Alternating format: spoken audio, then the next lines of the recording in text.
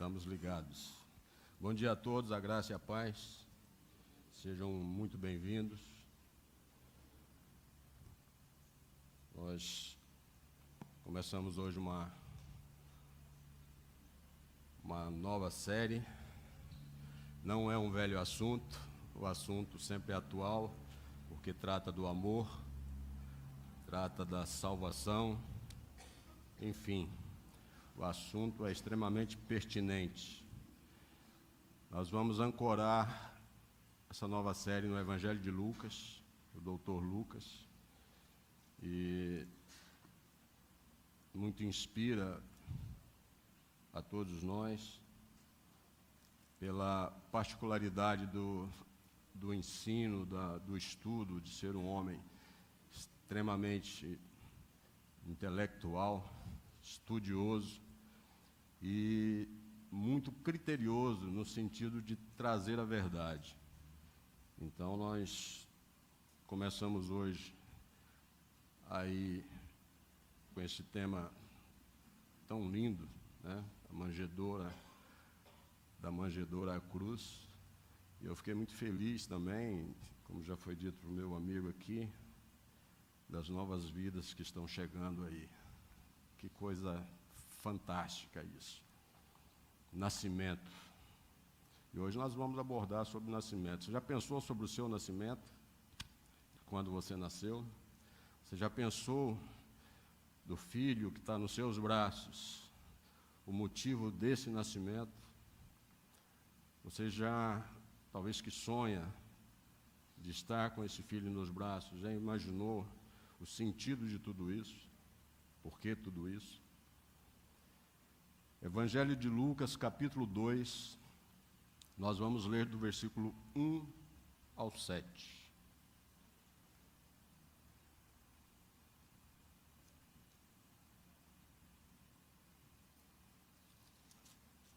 Deixa marcadinho aí.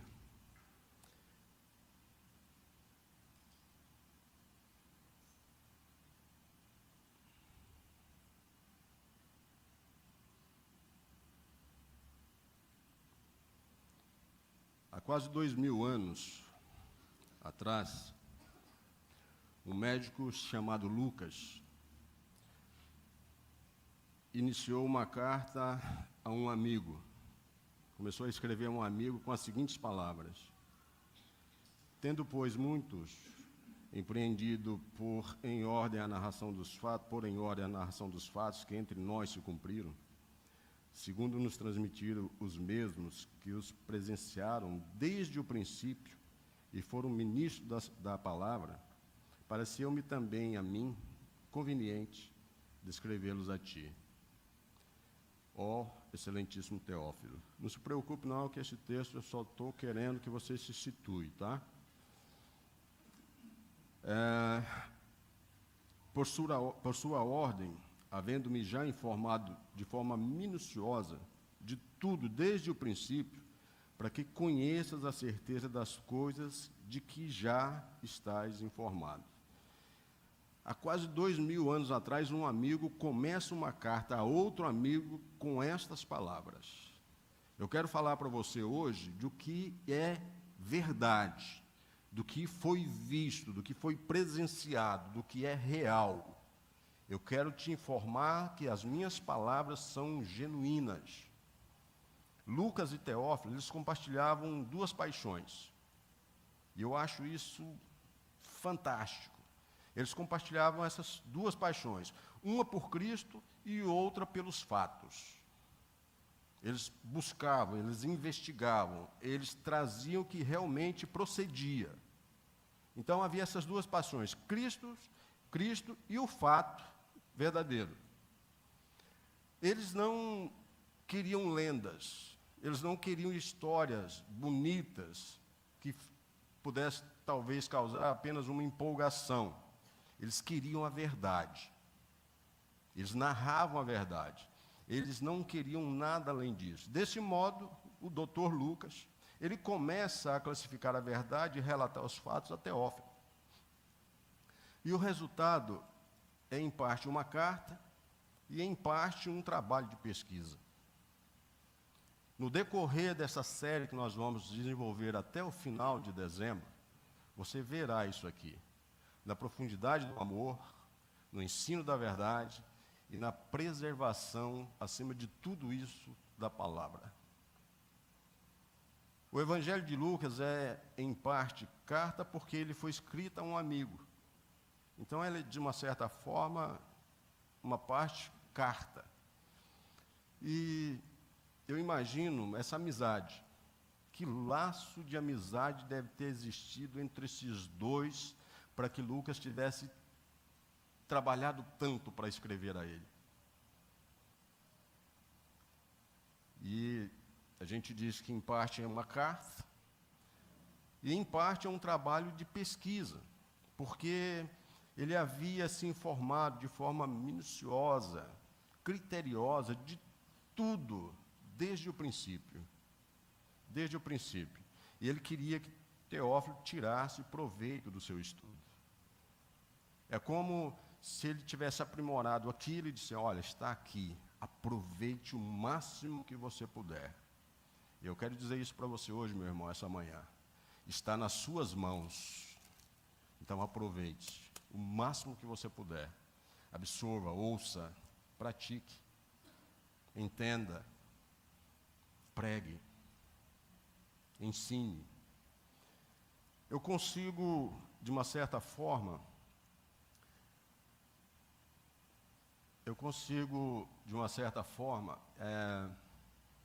imaginar esse doutor, eu imagino ele na casa de Maria.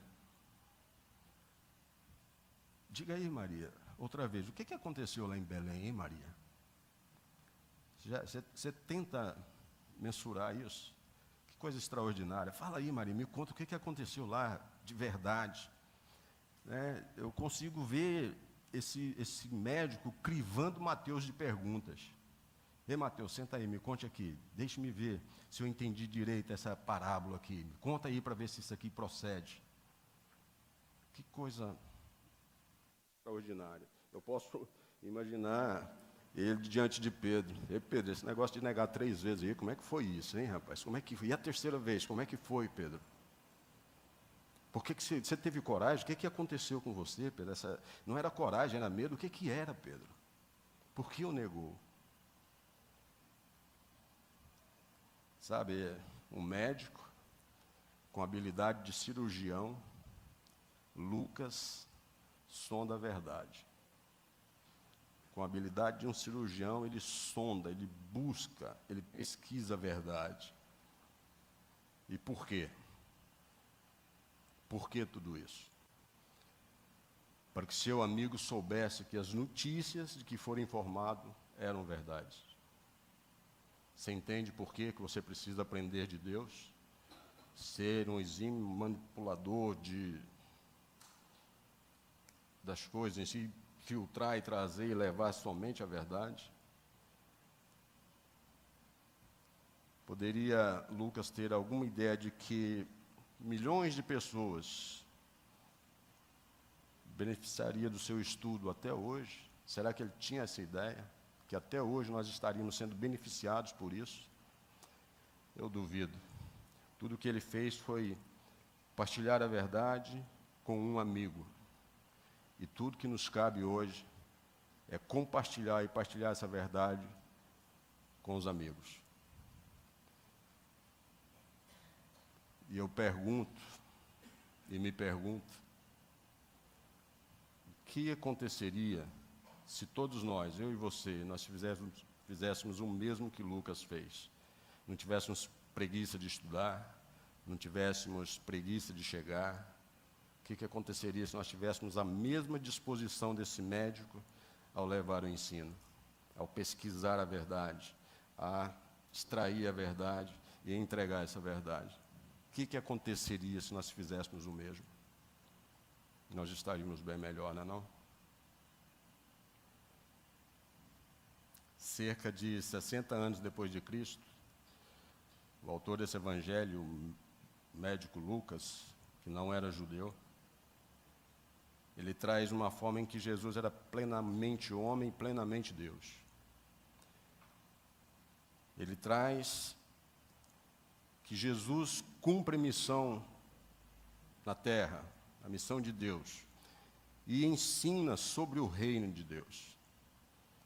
Ele fala da morte e da ressurreição e mostra que o que se tornou o nosso relacionamento com Deus possível foi exatamente esse amor incondicional dele por nós. E durante o decorrer das mensagens que você ouvirá aqui na casa dele, eu espero que você seja extremamente tocado, transformado e curado. E eu espero imensamente que você saiba o que realmente, principalmente nesse mês de dezembro, Natal, né? O que nós celebramos. Senhor, nesse dia, nesta hora, neste momento, Deus,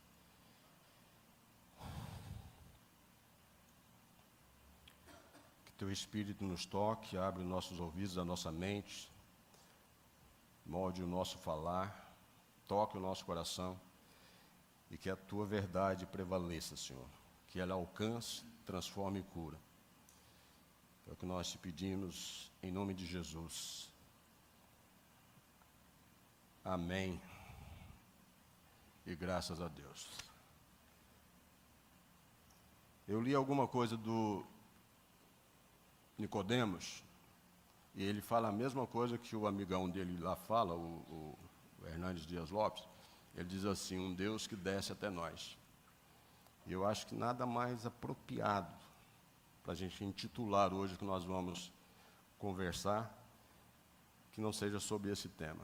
O Deus da glória, o Todo-Poderoso, o único, o infalível, o Deus da glória desce até nós. Amém? Quando Jesus, o Rei dos Reis, nasceu, César Augusto era o imperador de Roma. Quem era esse homem?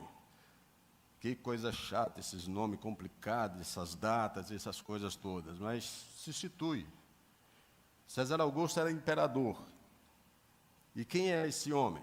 Seu nome, na verdade, antes era Caio Otávio. Foi imperador no período de 27 a.C., se não me falha a memória, até 14 depois de Cristo. Caio Otávio, parece nome de... Meu irmão brinca muito, diz que... É brincadeira, tá, gente? Mas diz que pobre gosta de botar nome complicado nos filhos, né? O Wilson, o Roston e tal, é aquela coisa toda. Nessa época aqui, o Caio Otávio estava lá, era sobrinho-neto do grande imperador Júlio César, e seu tio-avô, ele tinha uma grande estima por ele. Estimava-o demais e concedeu a ele muitas honras. E quando Júlio César foi assassinado em 44 a.C., Otávio descobriu que no testamento que ele deixara, foi deixado ali pelo imperador, havia sido constituído como seu filho e herdeiro. Ele já não era mais aquele, só o queridinho. Poxa, eu sou herdeiro, eu fui aqui testificado como filho. Então, imediatamente ele mudou seu nome para Caio Júlio César. Essa paixão pelo poder e tal, parece que era nato, né, daqueles governantes ali. Sempre foi, a gente vê as histórias aí, a gente parece ter uma ideia. Enfim, uma irmã de Otávio casou-se com Antônio, que era herdeiro do trono. Mas este abandonou a esposa por causa de uma paixão avassaladora que o pegou. Cleópatra se apaixonou de uma forma incontrolável pela rainha do Egito. E essa paixão de Antônio fez com que ele se descuidasse dos interesses de Roma. E por essa causa, Otávio e os romanos se voltaram contra ele, se rebelaram. E na batalha naval de Actium, lá em 31 a.C., Antônio foi derrotado e ambos, ele e Cleópatra, cometem suicídio, se matam. No ano 27 a.C., o Senado romano confere a Otávio, agora Caio Júlio César, nome importante, né? Caio Júlio César, o título de Augusto, E daí para frente ele passa a ser conhecido como César Augusto ou Augusto César. Esse era o homem. E embora tenha sido César implacável em relação à sua ascensão ao poder, ele teve um governo moderado. Ele foi um governante moderado, ele demonstrava uma grande habilidade administrativa, e ele a teve. Muito habilmente ele administrou. E ele promoveu ali, naquela época, as artes, ele fomentou a literatura, ele propiciou ao Império um longo período de muita prosperidade, de paz. Estava tudo bem. O autor do terceiro evangelho, o médico Lucas, companheiro de Paulo, eu acho que dá para você notar um governo aqui e um médico aqui. Esse autor do terceiro evangelho, natural da Síria, aparentemente não era judeu. Colossenses 4, versículo 14, nos situa disso, né, que ele se situava entre os outros cristãos gentios, né? E se isso realmente for verdade, a gente tem que entender se isso realmente for verdade. Ele foi o único escritor gentil do Novo Testamento, Lucas. Se realmente for verdade, foi o único escritor gentil do Novo Testamento. Enfim, Lucas era um homem culto, muito observador, criterioso, e ele vem nos apresentando Jesus Cristo. Vem nos apresentando Jesus como o Filho do homem, o homem perfeito. Hoje, nós começamos essa série expondo o texto de Lucas, no capítulo 2, do versículo 1 ao 7. Nós vamos colocar em tela e vamos tratar do nascimento de Cristo. E o nascer tem uma importância extraordinariamente grande. Imagina você, mamãe, futuras mamães, eu estou muito feliz, viu, cara? A importância do nascer. A importância, olha esse amor que você já nutre pelo que está no seu ventre, que você nem conhece ainda. Como envolve amor em tudo isso? O nascimento de Jesus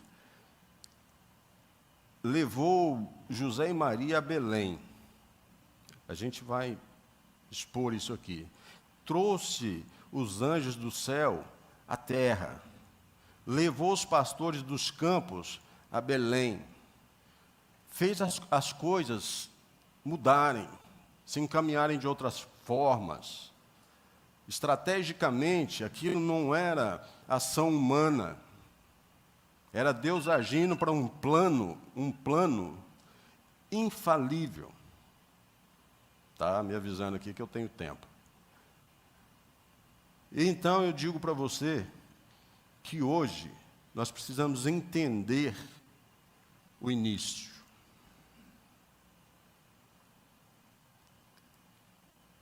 Muito bem. Do versículo 1 ao versículo 3, a gente vê publicação de um decreto. O que havia sido planejado?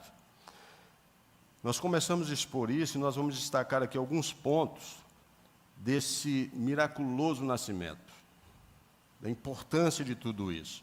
O que havia sido planejado na eternidade, chegar a hora. Já chegara a hora e agora era a hora de acontecer. Agora começaria. O plano estava sendo colocado em ação. Início, a plenitude dos tempos havia chegado.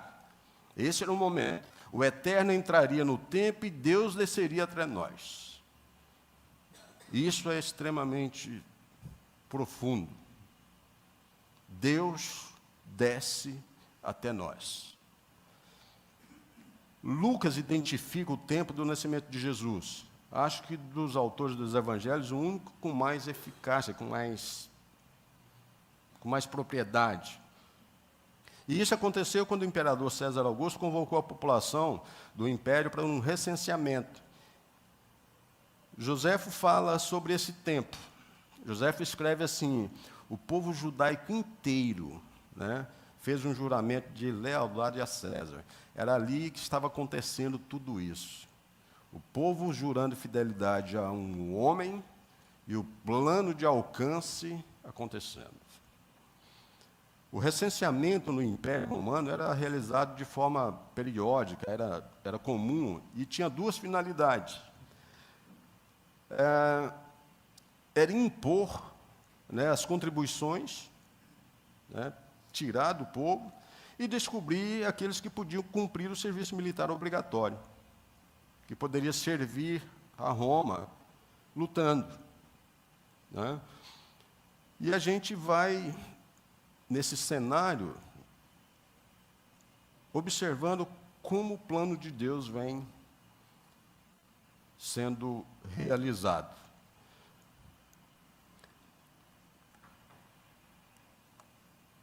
Existe uma palavra em grego, que eu não ouso a falar, que eu acho até que parece um palavrão. Não dá nem para sair, a língua já é meio travada, você imagina se eu vou tentar falar um negócio isso. Mas esse negócio doido aí é alistar-se. Traduzido é alistar-se, né? É você fazer isso lá, bacaninha lá. Muito bem.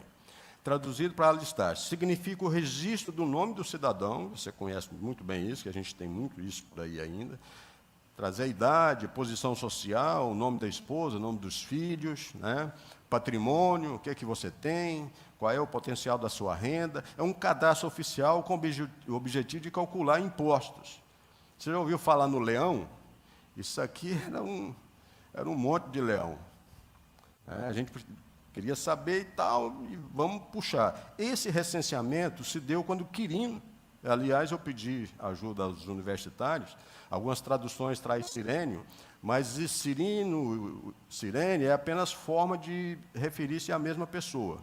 Então, se você ouvir Cirênio ou Quirino, é a mesma pessoa. Enfim, então isso era uma forma de arrecadar. E esse recenseamento se deu quando Quirino era governador da Síria. E por ser José da família de Davi, ele precisou ir a Belém se alistar. Como é que foi isso? Olha Deus traçando e executando o plano, né? Veja bem, meus irmãos, Deus moveu todo o império para que a profecia se cumprisse. Você imagina, morando José e Maria em Nazaré da Galileia, eles precisariam viajar para Belém, na Judéia, onde Jesus haveria de nascer. César Augusto era o imperador, mas Deus, isso nós, às vezes, parece que nós esquecemos disso. Existia um imperador chamado César Augusto, mas Deus era sempre, é sempre e será sempre o comandante de toda a história. É Ele que age, é Ele que faz. O Messias, e essa história diz assim, lá no Gênesis, lá no capítulo 3 já começa, o Messias deveria ser a semente da mulher. Já vinha de lá escrito. Viria da tribo de Judá, Gênesis 49. Seria da família de Davi, segundo Samuel, capítulo 7. Era nascido de uma virgem, Isaías capítulo 7. Teria que nascer em Belém, Miqueias capítulo 5. Estava escrito, havia sido profetizado, e isso, meus irmãos, prova que a nossa história é a história de Deus, não é a nossa, não sou eu que escrevo a minha história, é Deus que escreve, que escreveu, que vai escrever e que vai finalizar a minha história. O ralo dessa coisa toda, o filtro de tudo isso, tem se tornado muito difícil, porque nós estamos cada dia mais envoltos a coisas que não interessam para Deus. A busca, a pesquisa, o estudo, o repassar, não é mais o mesmo. Não se tem critério. Nós somos frutos do fake news hoje. E aí a gente olha para isso, tem todo um propósito, tem todo um plano, já estava anunciado. E isso aqui prova, meu irmão, que a nossa história é a história de Deus. O rolo aberto da profecia é a minha e a sua história. Não foi porque aconteceu há 2000 anos atrás que isso aqui passou, não. Está hoje, presente na sua vida. Se hoje no seu ventre é uma vida, foi por isso. Se hoje a cura chegou na sua vida, foi por isso. Se hoje você se autossustenta, foi por isso. Sempre foi Deus. Não tem imperador, não tem presidente, não tem nada. Nada. Sempre foi Deus. Sempre vai ser Deus. A nossa história é esse rolo aberto dessas profecias.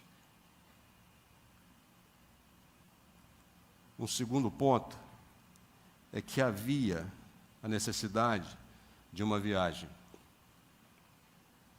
José saiu de Nazaré para as montanhas da Judéia e Maria foi com ele, numa jornada de mais de 120 quilômetros. Isso é mole, pastor, eu corro isso aí brincando. Meu irmão. A gente faz 120 quilômetros hoje em 40 minutos, com potência nos motores dos carros, né? Eu fico imaginando essa viagem, deve ter sido tão difícil.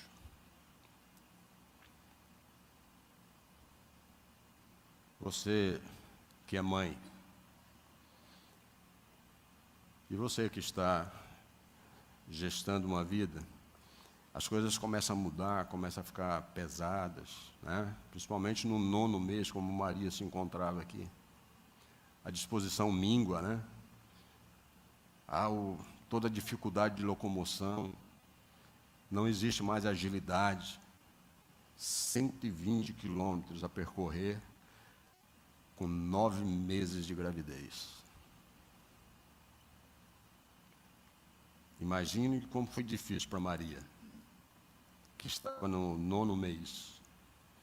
Imagina se nós hoje, né, bonzão do jeito que nós somos, nós deixaríamos uma coisa dessa acontecer. A gente não bota nem dentro do carro, que é para não sacudir muito, para não ter problema. É zelo, faz parte. Mas eu quero que você entenda a dificuldade que existia, mas não houve dificuldade para fazê-lo. Existiam as adversidades, mas não houve dificuldades para se posicionar e fazer. Vamos. Ele nos chamou. Obediência é princípio. O nascimento vem te ensinando isso. Se você ouve a voz de Deus e não obedece, você não vai entender isso aqui.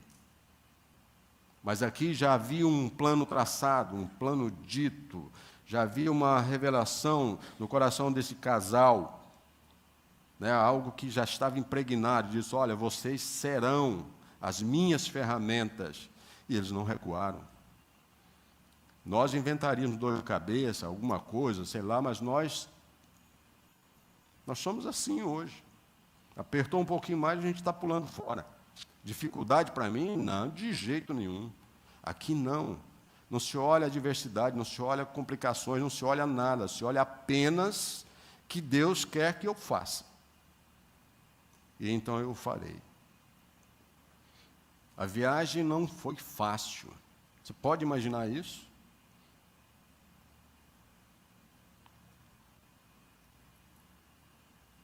Ela precisou enfrentar o calor do dia, poeira da estrada, carência de água, sede, né?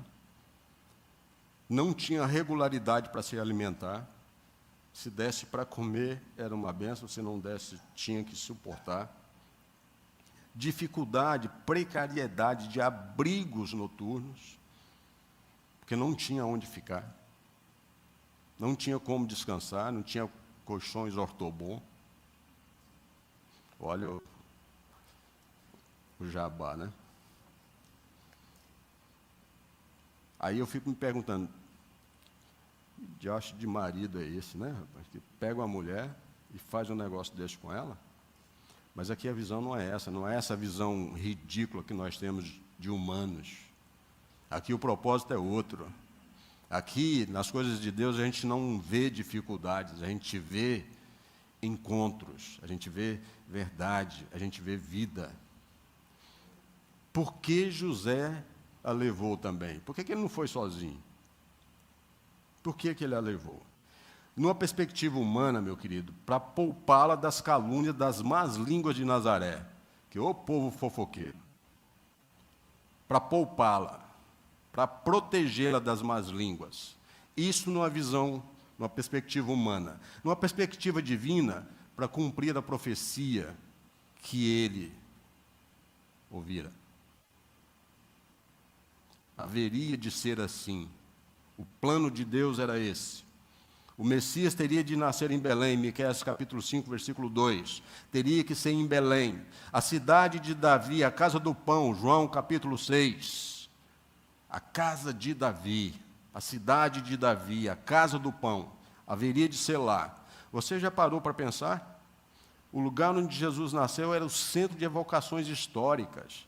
O cara disse, nossa, um lugar tão pobrezinho, o ser humano só consegue ver as coisas negativas.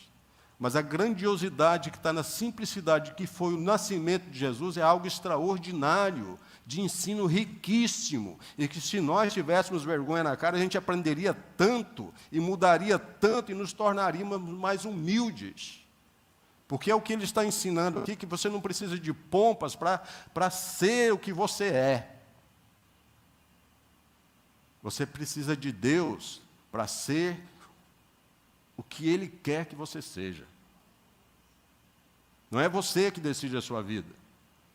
Nós vivemos correndo atrás de resultados, de dinheiro, de casa boa, de carro do ano, e disso ou daquilo outro. E aí, quando a coisa aperta, a gente lembra, Deus, ajuda aí que eu estou precisando. Não está precisando nada, nós estamos precisando é de Deus. As outras coisas são circunstâncias, e Deus é tão maravilhoso que Ele não nos dá tudo que nós queremos, porque senão a gente já estava tudo lascado. Porque Ele sabe que a gente não sabe nem coordenar, nem governar, nem administrar aquilo que nós temos. Nós não sabemos nem pedir. E aí, eu vejo esse lugar, um centro de evocações históricas. Era um lugarzinho pobrezinho? Não, era a cidade de Davi. Ali estava sepultado Raquel, mulher de Jacó. Era nesse lugar que o olhar humano vê como um lugarzinho qualquer, que estava ali, que foi o domicílio de Ruth. Desbravadores de fé, homens e mulheres que levaram a verdade de Deus sem olhar as circunstâncias. Era esse lugar que estava predestinado, que estava destinado ao nascimento do Salvador. A 24 quilômetros ao sul estava Hebrom, lugar da residência de Abraão, de Isaac e Jacó. Era esse lugar. A 16 quilômetros ao noroeste estava Gibeão, onde Josué freou o sol. Olha isso, parou o sol. Josué foi a ferramenta, né? Era esse lugar. A 9 quilômetros ao oeste ficava Sacó. O que tem em Sacó, gente? Foi lá onde o pequenininho Davi matou Golias. Essa é a história, esse é o lugar. Aí a gente fica, não, o lugar não tinha nada, não tinha ar-condicionado, não tinha isso, não tinha aquilo. Não é isso. Esse aqui é um lugar histórico, de evocações, onde Deus... Meu Deus. A 10 quilômetros ao norte ficava Jerusalém. Ou seja, daqui ao centro da cidade, talvez, estava Jerusalém. Onde Abraão pagara o dízimo a Melquisedeque, capital de Davi e Salomão, sede do trono de Davi durante 400 anos. Esse é o lugar. que a gente acha pobrinho, ruinzinho. Cenário do ministério de Isaías, de Jeremias, esse era o local. Centro de onde, por longas eras se desenvolveu o esforço de Deus de se revelar à humanidade. Tantos anos, Deus se esforçando para se revelar à humanidade, através da vida desses homens aqui, e dessas mulheres, e de tantos outros. Esse era o lugar. Você já pensou nisso? Você sabia disso? Você já mensurou isso? Que nascimento é esse? Detalhes divinos. Então não tem nada, você imagina se fosse humanamente falando, eu não estaria traduzindo para você essa grandiosidade aqui. Mas aqui é detalhes divinos. Por que lá?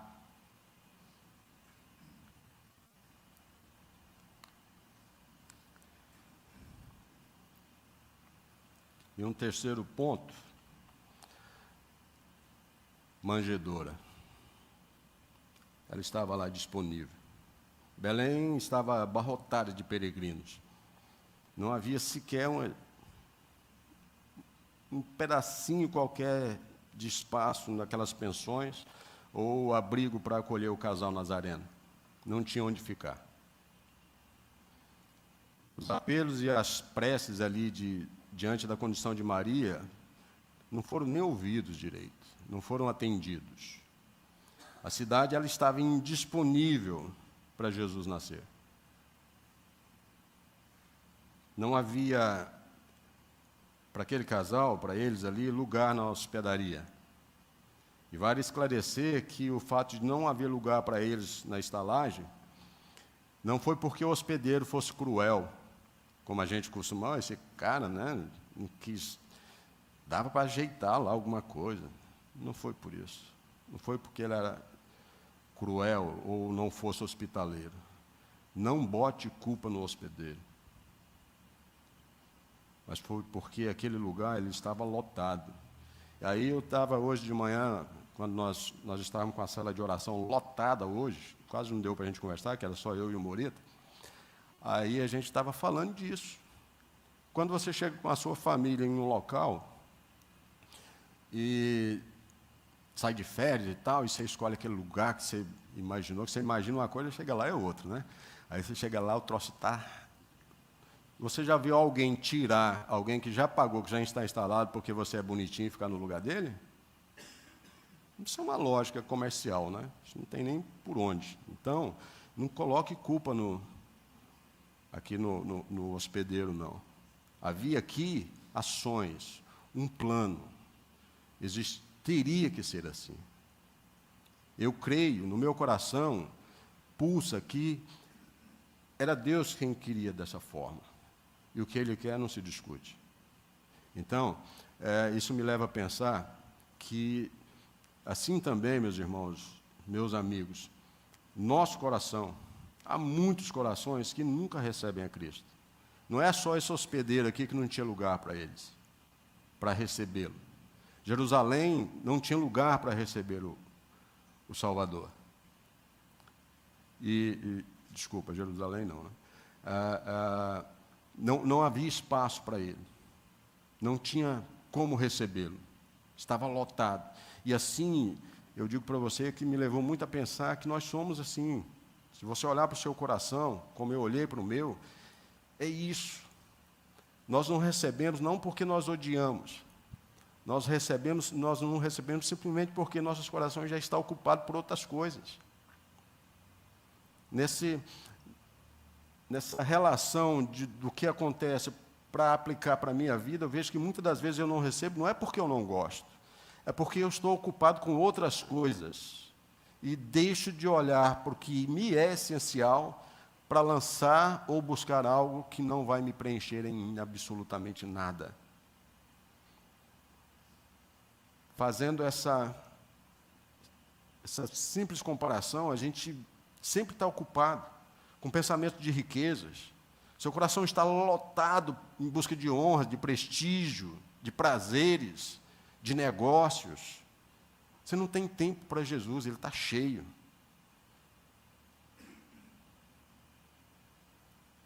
Você não tem lugar para Jesus. Você não tem tempo para refletir sobre a vontade dele. Você está olhando que o lugar é pobre, é ruim, é fedorento. Mas você não está ouvindo que ele quer que você esteja lá. Seu coração está cheio de outras coisas. Você não tem o desejo de deixar o seu caminho, que você acha que é super correto, para agradar a vontade dele. A vontade de Deus não está prevalecendo na minha e na sua vida. Nós queremos fazer a nossa vontade. E aí eu pergunto, é culpa do hospedeiro?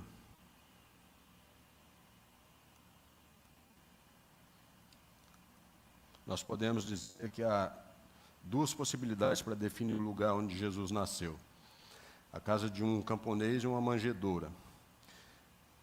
No Oriente Médio, a casa do camponês ela era composta por um cômodo, né, um cômodo só, que tinha um nível mais baixo do que o outro.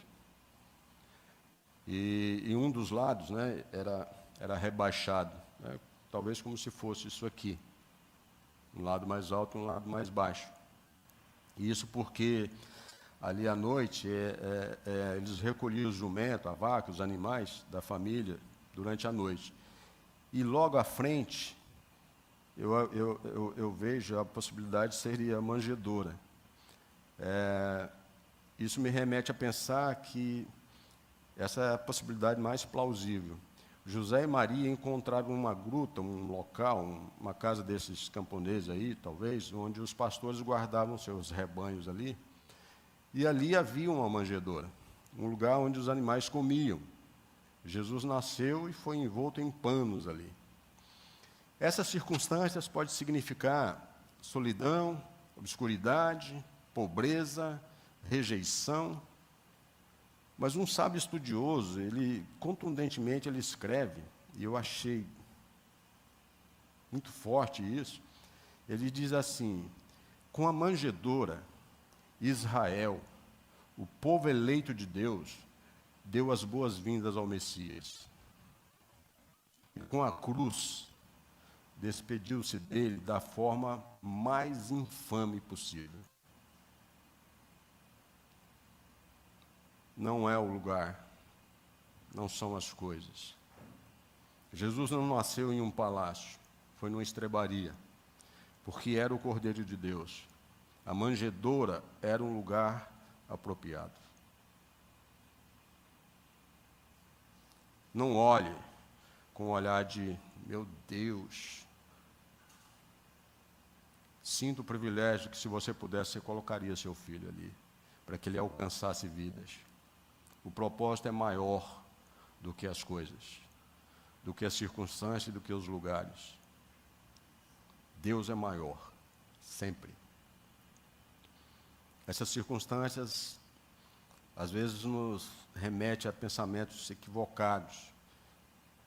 Por que Jesus se fez pobre e nasceu numa manjedoura?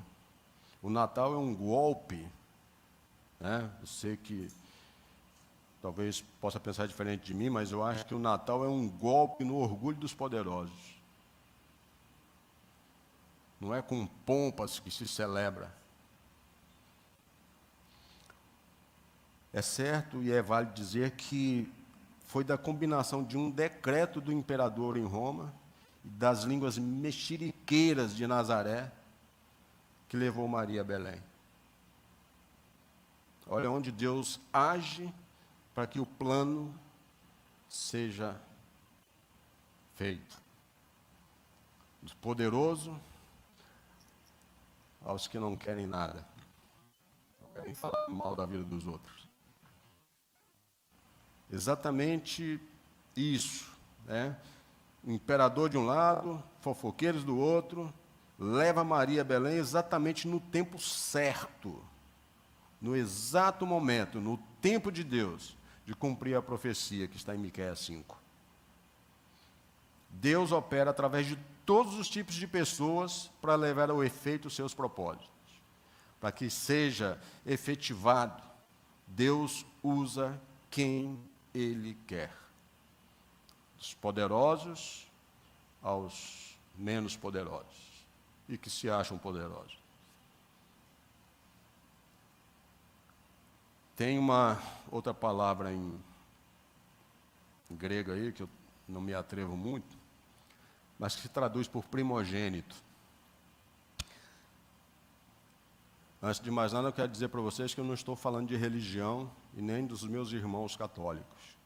Mas a Igreja Católica Romana crê que a expressão primogênito, que está no versículo 7, significa o mesmo que filho único, e isso é errado. Ela traz isso, né? Isso é que Maria não teve outros filhos. Tem mudado alguma coisa, mas a gente ainda ouve isso. Porém, a expressão aqui que a gente traz, traduzida, de primogênito, deve ser usada de forma consciente, de forma contrária a filho único. Não é isso. A explicação natural é certamente essa aqui, ó. Depois que Maria deu à luz a Jesus, ela continuou a gerar filhos. Os próprios nomes dos irmãos de Jesus, né, são mencionados em Mateus, no Evangelho de Mateus, né, o fato que ele também tinha irmãos, é também claro em Marcos, aqui no próprio Evangelho de Lucas, Evangelho de João, livro de Atos. Está lá. A verdade está aí. E é claro que o fato de Maria ter tido um relacionamento conjugal com José depois do nascimento de Jesus e de ter outros filhos, não é uma desonra para ela. Jamais. Não é desonra.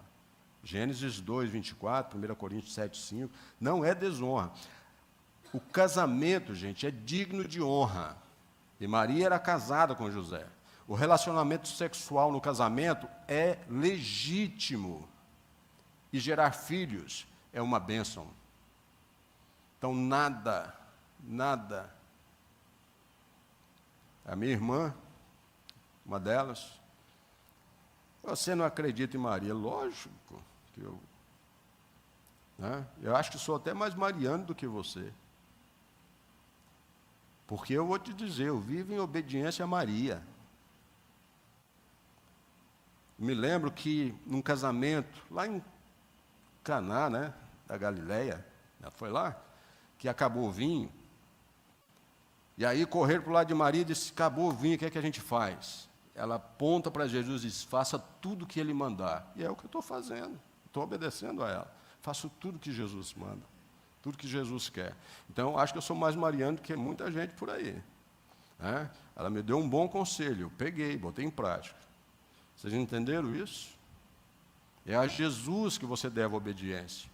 Então, o bom conselho é sempre bem-vindo. E Maria é uma mulher extraordinária. Olha que bênção a vida dessa mulher. Enfim, vamos finalizar. Filhos é bênção, dentro de uma legitimidade de um casamento. E casamento é uma instituição digna de honra. É preciso honrar um ao outro.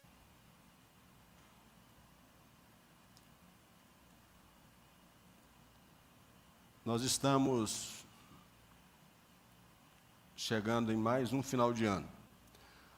Natal, presentes, peru da sadia.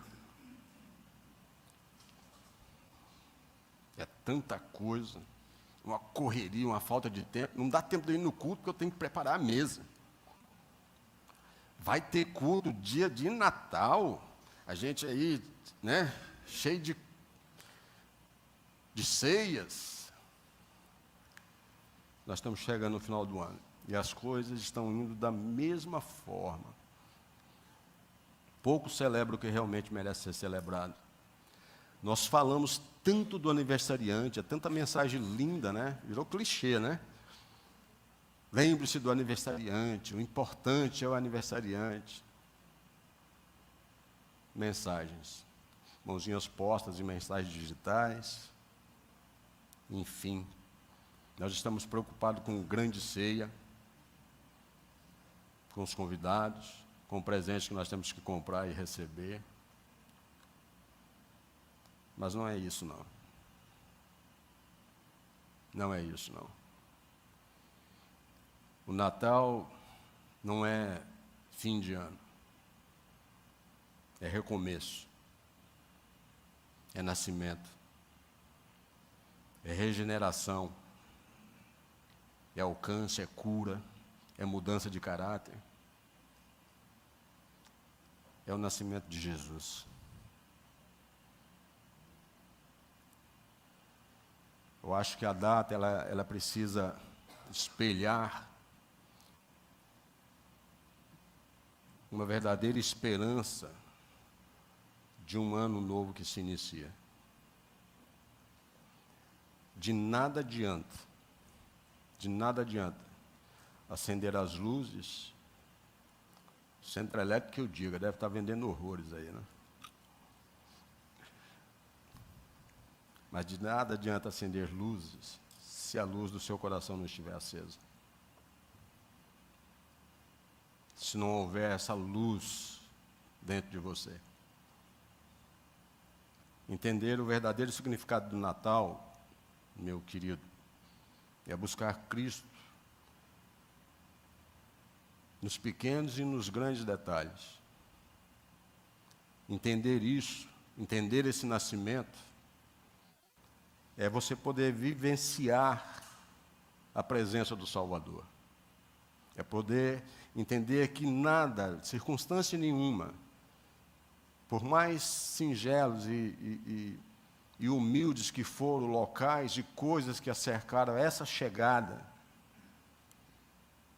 fosse mais importante do que o que estava chegando, o que chegou e o que está. Você precisa vivenciar do Salvador, da importância desse nascer, todos os dias da sua vida. Você precisa entender e tentar, pelo menos tentar mensurar esse amor. Para quem busca Cristo, sempre é Natal. Não importa o mês. Até porque essa data não tem base nenhuma, né? Se a gente for entrar nesses detalhes, você vai ver que está tudo de cabeça para baixo. Mas, enfim, todos os dias, o que eu aprendo, o que eu entendo, é que nós precisamos celebrar o Natal. De janeiro a janeiro. Não se esqueça. Não se esqueça. O Deus da glória, esse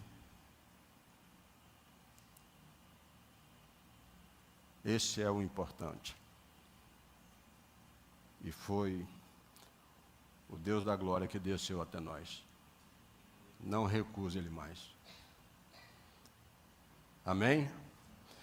A gente diz isso, fala sobre isso, e eu queria finalizar com você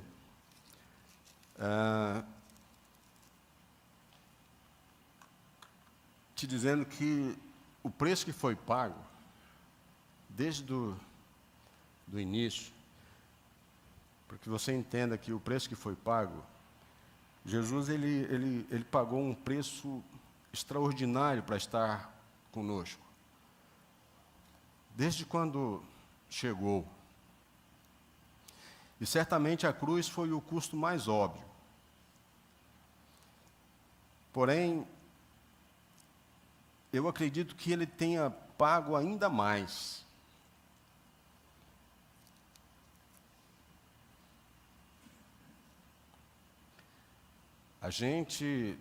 Nós enfocamos tanto o fato de que Jesus morreu por nós, que às vezes nós esquecemos que Ele também viveu e ainda vive por nós. Nós falamos tanto da sua morte, que nós esquecemos que Ele é vida, que Ele está vivo.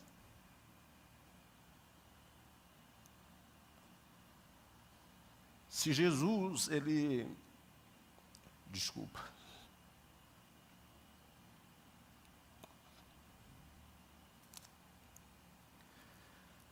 se Jesus tivesse simplesmente vindo como Ele mesmo,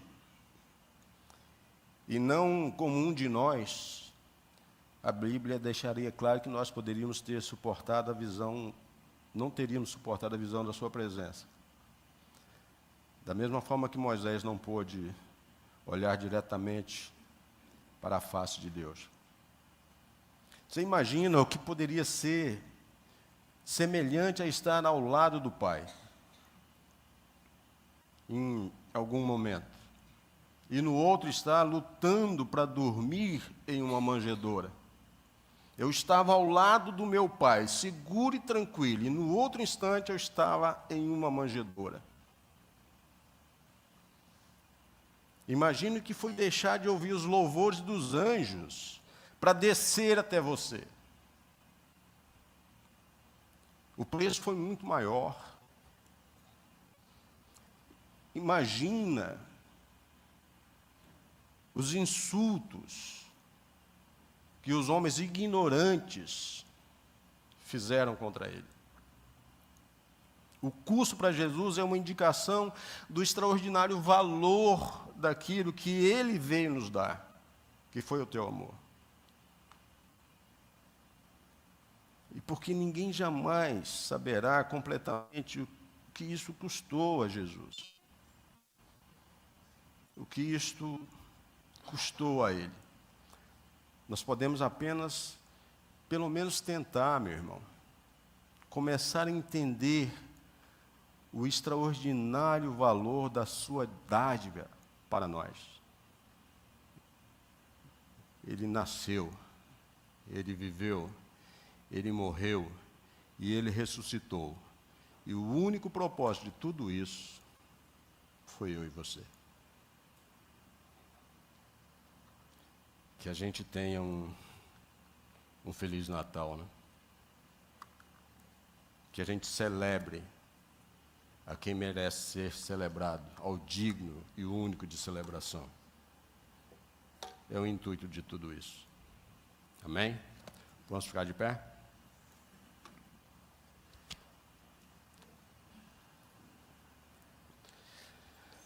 Esse Jesus acaba comigo num bom sentido, sabe? Esses dias, nossos trabalhos seculares, né? Esses 2 dias, a empresa me inventa uma feira no Sebrae. Inventa não, faz parte do negócio. Eu conversava com meu irmão Morita e estava falando sobre isso. A gente reclama, pô, tem que ir para lá, não sei o quê, tem isso, tem aquilo outro. Mas, cara, Deus coloca a gente em lugares perfeitos. Aí eu cheguei lá, um estande montado, se gasta uma grana pesada para fazer essas coisas. E a primeira coisa que eu bati de frente foi com um barril de chopp para os meus clientes.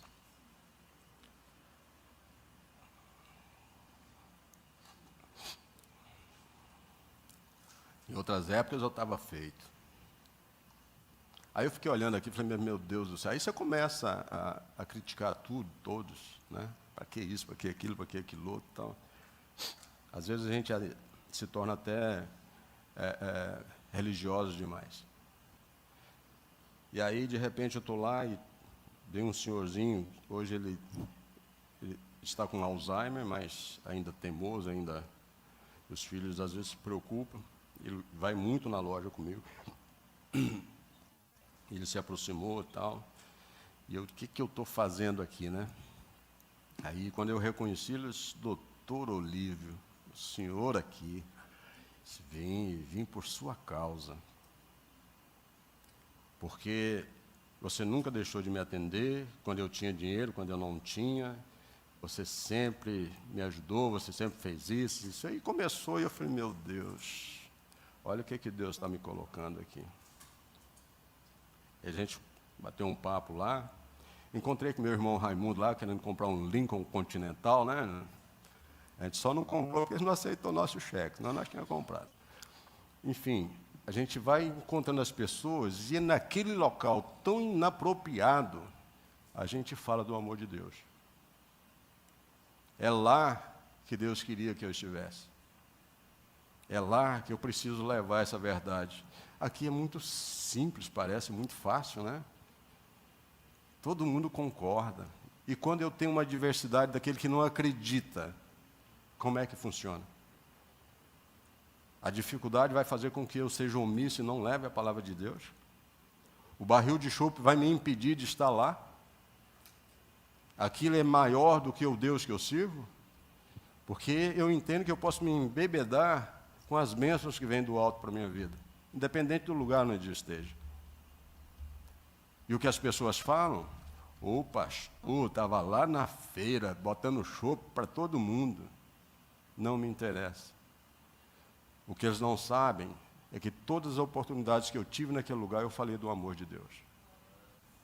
Inclusive para as pessoas que são meus comandados, que são as bênçãos.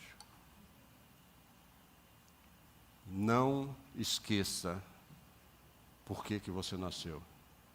E jamais esqueça, porque Ele se fez igual a mim e a você, e veio ao mundo igual a eu e você. Ele sendo Deus. Senhor, nós somos gratos, nós te bendizemos, nós exaltamos o teu nome.